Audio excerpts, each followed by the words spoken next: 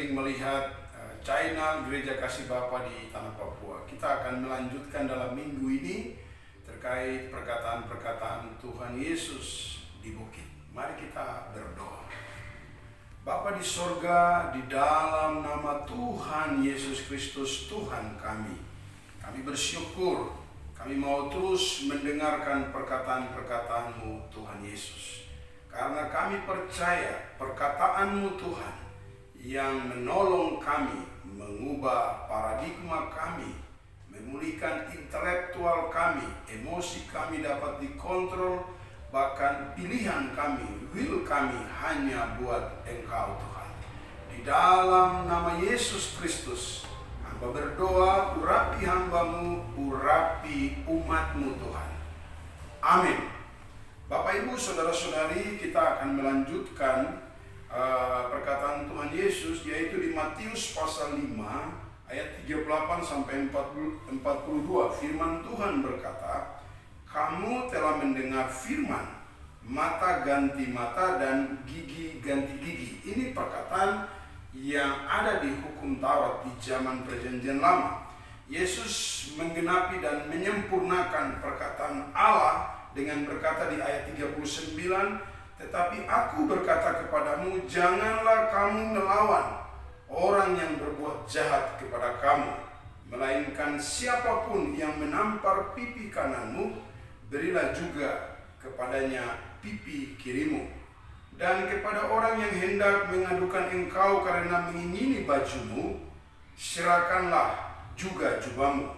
Dan siapapun yang memaksa engkau berjalan sejauh 1 mil, berjalanlah bersama dia sejauh 2 mil. Berilah kepada orang yang meminta kepadamu, dan janganlah menolak orang yang meminjam daripadamu." Saudara yang dikasihi Tuhan, kalau kita baca dari ayat 38 sampai dengan 41,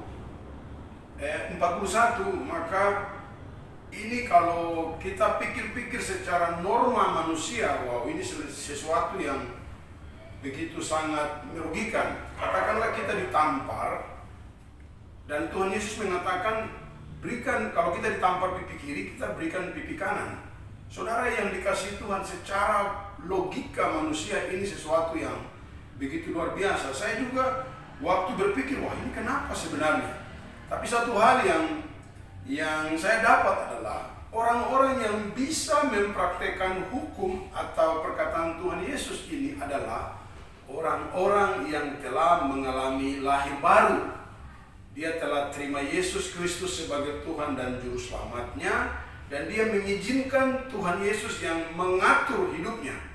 Barulah dia akan bisa mempraktekkan hukum ini. Saudara yang dikasihi Tuhan, atau perkataan ini. Kenapa? Karena kuasa Yesus, roh Yesus yang masuk ke dalam hidup kita, dan kuasa itu yang mendorong kita untuk bisa mempraktekkan hal-hal yang luar biasa. Saudara yang dikatakan yang dikasihi Tuhan, firman Tuhan berkata di ayat 38 tadi, ayat 39, "Tetapi aku berkata kepadamu, jangan melawan orang yang berbuat jahat kepada kamu, melainkan siapapun yang menampar pipi kananmu, berilah juga kepadanya pipi kirimu." Ketika kita terima Yesus sebagai Tuhan dan Juru Selamat kita, maka kita akan mengalami yang disebut orang-orang yang menderita karena kebenaran. Kita benar, tetapi kita dianggap salah. Inilah yang disebut kekuatan dan kuasa Allah kalau bergerak dalam hidup kita. Beberapa tahun yang lalu saya punya pengalaman yang begitu spektakuler Tuhan izinkan terjadi. Di tahun 2011 di tanggal 6 November saya didatangi di suatu kota, di kota Sorong, dan waktu itu kebiasaan orang-orang di Papua kalau menjelang Natal itu kami memasang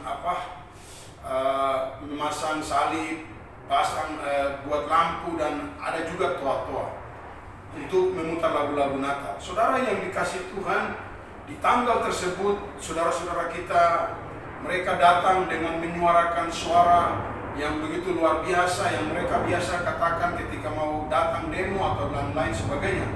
Dan mereka minta untuk salib dan toa itu diturunkan. Saudara, kondisi pada waktu itu tegang dan suasana begitu sangat-sangat luar biasa.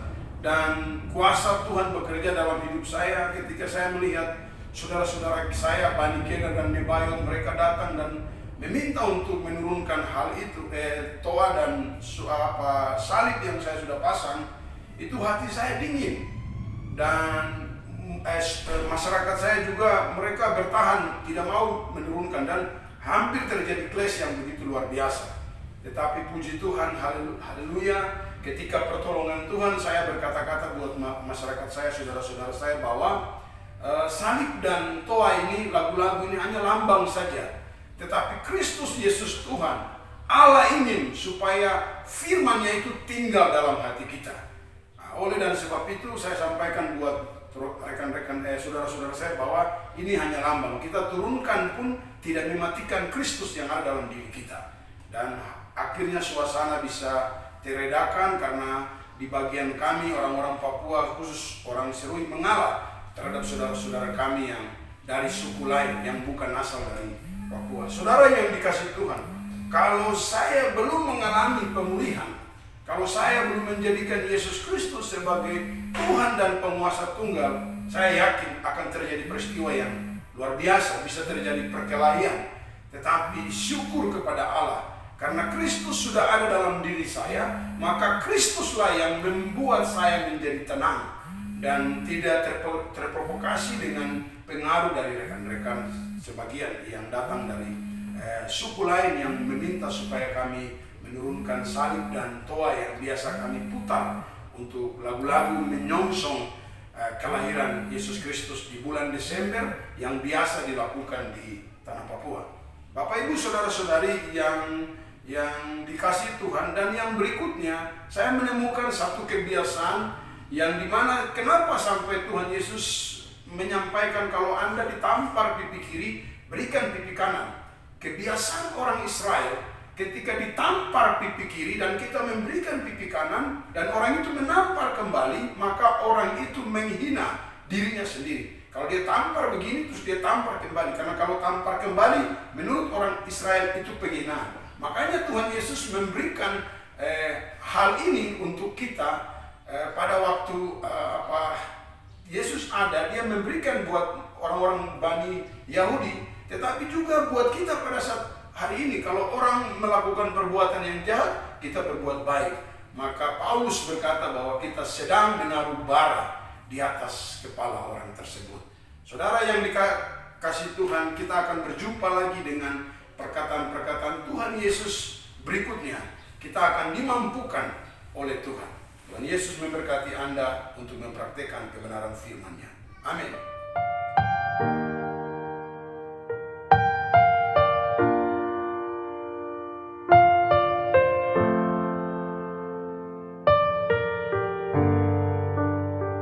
You